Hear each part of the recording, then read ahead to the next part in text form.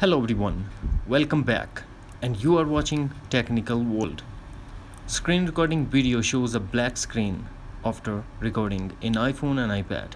Today in this video, I'm going to show you how to fix this issue. So without wasting any time, let's get started. Before we go, we have to make sure that we have enough free space in iPhone. If we have enough free space, then do the following steps. First of all, tap and hold the App Store. A menu will appear. Tap on Update. Now check the list. Is there any update available for your screen recorder that you're using in iPhone? Then update that app. After that, we have to check screen time settings. To check that, first launch settings, then tap screen time and tap content and privacy restrictions. Here we have to tap on content restrictions and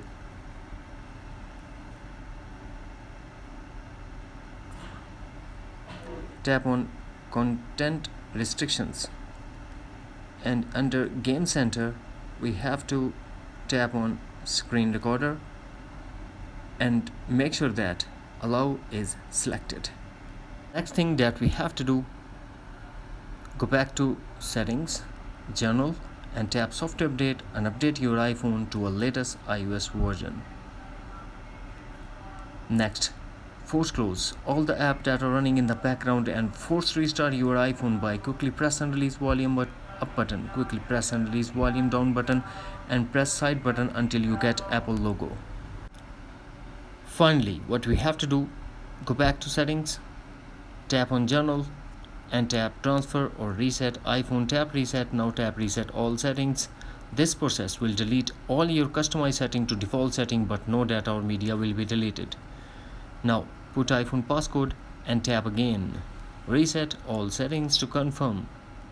That's it. Hopefully friends, you found this video helpful, so please don't forget to subscribe, like and share with your friends and family. Thanks for watching. Take care. Bye bye.